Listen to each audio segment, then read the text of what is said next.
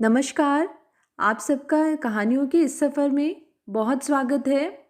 आज हम सुनेंगे मनीषा कुलश्रेष्ठ जी की कहानी लाल डायरी। कहानी शुरू करने से पहले मेरा आप सबसे विनम्र निवेदन है, यदि मेरे द्वारा सुनाई गई कहानियाँ आप सबको पसंद आती हों तो कृपया मेरे चैनल को सब्सक्राइब करें और अपने मित्रों में भी साझा करें। तो चलिए शुरू करते हैं। लाल डायरी। मम्मी, मौसी भी क्या कैसियो बजाती थी? नहीं, हारमोनियम। मौसी के भी मेरे जैसे बाल थे, बहुत लंबे, घुटनों तक।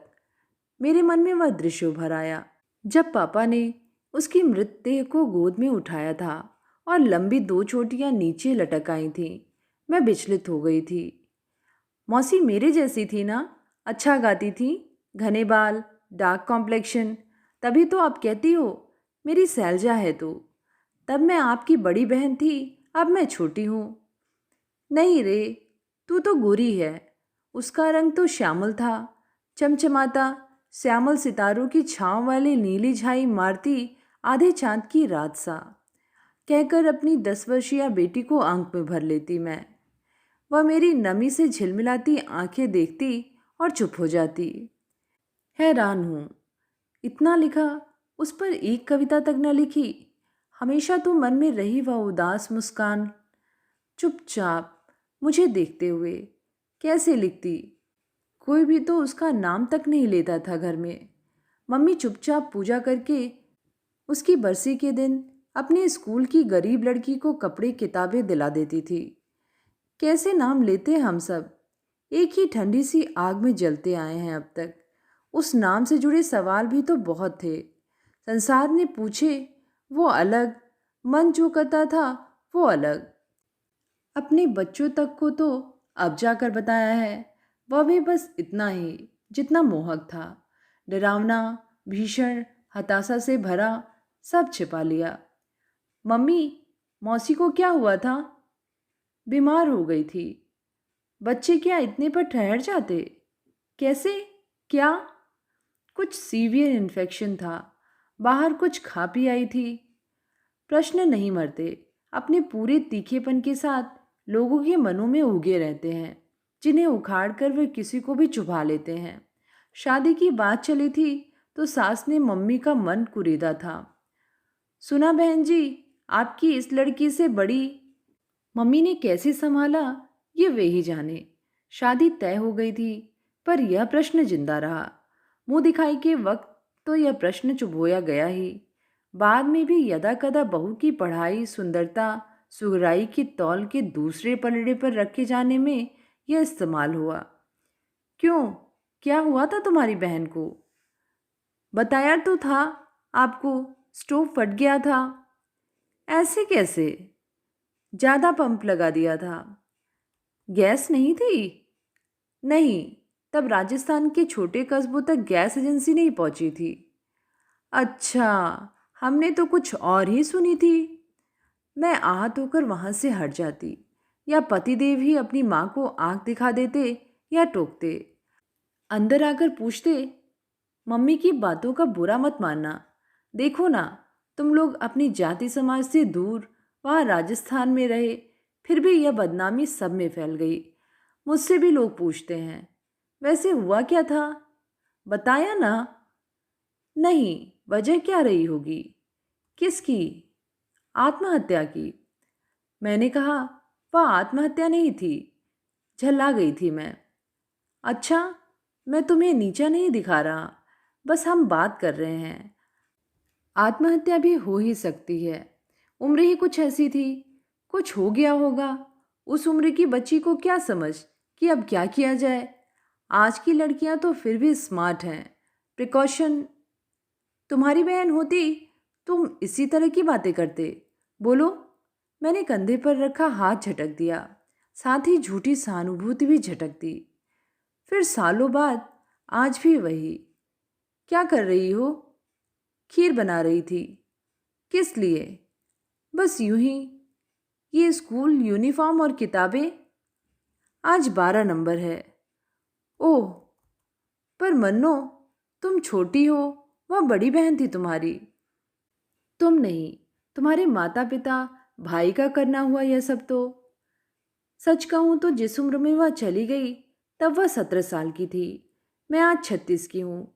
मुझे तो वह अब भी छोटी ही लगती है। उसकी छवि वैसी ही है। मन में स्कर्ट ब्लाउज, छोटा टॉप और बेल बटन पहनने वाली कम उम्र उदास आंखों वाली शैलजा, जिसे नीतू सिंह, ऋषि कपूर की फिल्में बहुत पसंद थी। मेरी आंखें तरल हो जाती। चलो, जिस बात में तुम्हारा सुख। वैसे ऐसा क्यों कर बैठी वह? आज तो कितने उपाय हैं गर्भपात कराने के। अब तो गोलियां तक आ गई हैं। तुमसे किसने कहा कि लोगों ने? मुझसे ज़्यादा लोगों पर विश्वास है। मुझे मम्मी की बात याद आ रही है। मन्नो रास्ते भर एम्बुलेंस में कहती रही, पापा बचा लो, मैं मरना नहीं चाहती। मैं अगले साल आर्ट्स लेकर पढ़ूंगी और पास हो जाऊंगी। अब मैं इन बातों पर झल्लाती नहीं। बस भरे हुए घाव फिर हरे हो जाते हैं। पूरा दिन बस जाने किस अन्यमनस्कता में सीला सीला सा गुजर रहा था। जब वह याद आती है, सच पूछो तो अपने घाव अपने ही होते हैं। उन्हें खुद ही चाट चाट कर साफ करना होता है। रात को पार्टी है। यह पार्टी शब्द अब अटपटा सा लगने लगा है। यहाँ फौज में रहकर कुछ ज़्यादा ही इस्तेमाल होता है। यहाँ माना होती भी बहुत है, पर जितना होती है उससे ज़्यादा घिसा जाता रहा है यह शब्द, अंदर और बाहर वालों दोनों के द्वारा। आपके यहाँ तो बहुत पार्टीज होती होंगी। बच्चों को इस शब्द में छिपी व्यंग की रंग उड़ी चमक और दिखावे और अर्थहीनता से बचाना बहुत मुश्किल है। उस पर समय की बेजा बर्बादी। मन भीषण रूप से उदास है। ऐसी उदासी जिसे बहुत अपना भी नहीं समझ सकता। वह बहुत अपना इसे पीएमएस, प्री मैच्योर सिंड्रोम या अकेलेपन की हताशा से ज़्यादा कुछ नहीं समझ सकता। पर जाना ही है। ऑफिशियल फौज में कुछ शब्दों को इस्तेमाल कर यूं चपटा कर दिया जाता है कि उस पर हंसी आने लगती है। वही मैस, वही बरसों पुरानी सजावट, वही लोग, वही लिबास, वही मेकअप, वही बातें, वही मजाक, द्व्यर्थी जुमले। नए हैं तो एसएमएस और मोबाइल फ़ोन। बाकी आदिम प्रतिक्रियाएं तो वही हैं। फ्लर्टिंग आजकल फैशन में है। अंग्रेजी की महिला उपयोगी पत्रिकाएं फेमिना और कॉस्मोपॉलिटन्स बाकायदा इसके गुर सिखाती है। विवाहितों अविवाहितों दोनों के लिए स्ट्रेस रिलीवर का काम करती है फ्लर्टिंग। शादी के पेपरवेट के नीचे दबाकर रखी आदिम भावनाओं को जरा हवा देती है यह फ्लर्टिंग। सीधे सीधे तो आप अन्य स्त्री या पुरुष के साथ कुछ कर नहीं सकते। या हल्का फुल्का खेल ही सही। क्या खेल एक तरफा नहीं होता। शारीरिक भाषा के माहिरों का खेल है यह। हल्दी लगी न फिटकरी, रंग तो है ही सुर्ख आकर्षण का। मेरी अनमनस्कता का ग्राफ नीचे ही नहीं आ रहा। पति को देख रही हूँ बाकायदा उछल उछल कर बेसुरे स्वर में गाते, सोए गोरी का यार बलमतर से। फ्लर्टिंग जारी है। मेरी ही सहेली। आंखों की मंच पर लघु नाटिका चल रही है। अजीब सी स्क्रिप्ट है फ्लर्टिंग की। समझ सको तो समझ लो, समझना चाहो तो, नहीं तो उपेक्षा कर दो। अंताक्षरी का बेसुरा खेल खत्म हो चुका है। कहीं अनाउंस हुआ है मेरा नाम। मेरे दिमाग पर सैलजा ही छाई है। वह लाल रेगजीन के कवर वाली डायरी याद आ गई। शेरो शायरी और फिल्मी गीतों से भरी। सरगम के नोट्स भी उसमें लिखे रहते थे। एक किशोरी का छोटा सा संसार, एक सांवली लड़की की दबी कुचली भावनाएं। मुझे कुछ गाना है। क्या? मैं मंच पर अपनी झीनी उदासी लिए हतप्रभ खड़ी हूँ। क्या गाऊं? पति को प्रश्नवाचक दृष्टि से देखती हूँ। वह ग्लास लेकर बार के पास खड़े हैं। सब उन्हें मुड़कर देखते हैं, एक खींच भरी उनकी आंखों में। अभी कुछ वक्त पहले की मस्ती हुल्लड़ मेरे नाम पर घनेरी ऊब और खींच से भरा है। वही डायरी कहीं जहन में खुली है। लाल डायरी जिसके पहले पेज पर साहिर का कोई बारहा सुना जा चुका शेर लिखा था, मेरे महबूब कहीं और मिला कर मुझसे। अगले पर अमृता प्रीतम की कोई नज्म, फिर कुछ फूटकर शेर, फिर फिल्मी गीत रेडियो पर सुनकर उतारे हुए। वह गाना बीच के किसी पेज पर था वही पेज जिसके सामने वाले पेज पर आधी फिल्म का गाना लिखा था, तेरे बिना जिंदगी से कोई। हाँ, मुझे पेज दर पेज याद है। वह डायरी करीब 10 साल, हाँ, और ज़्यादा, तब तक मेरे साथ रही थी, जब तक मैंने खुद से आत्मघाती प्रयास कर स्वयं को अस्पताल तक पहुंचा दिया था। पुलिस वालों की जिल्लतों से एक बार पापा फिर रूबरू हुए थे। तब चचेरे बड़े भाई ने समझाया था, कुछ तो सोचो, तुम चारों भाई बहनों से क्या मिला तुम्हारे पेरेंट्स को। और वह डायरी किसी ने मेरी अलमारी में से चुपचाप निकाल कर जला दी थी। मैंने गुनगुनाना शुरू किया था, उसी पेज पर मोतियों जैसे शब्दों में लिखा गाना। बहुत सुंदर गाती थी यह, चंबल की कसम फिल्म का गाना। पता नहीं मैं ठीक से गा सकूंगी कि नहीं।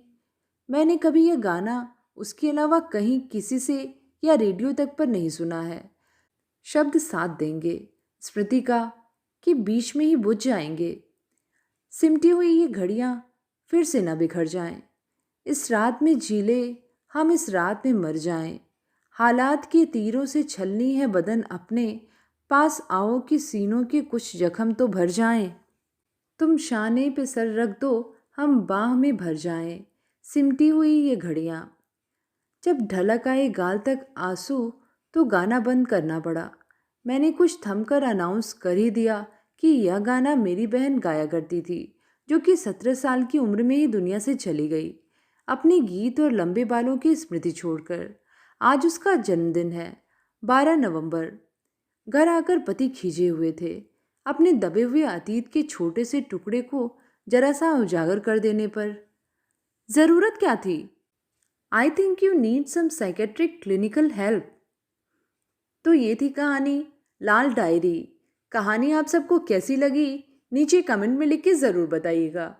फिर मिलेंगे एक नई कहानी के साथ। धन्यवाद।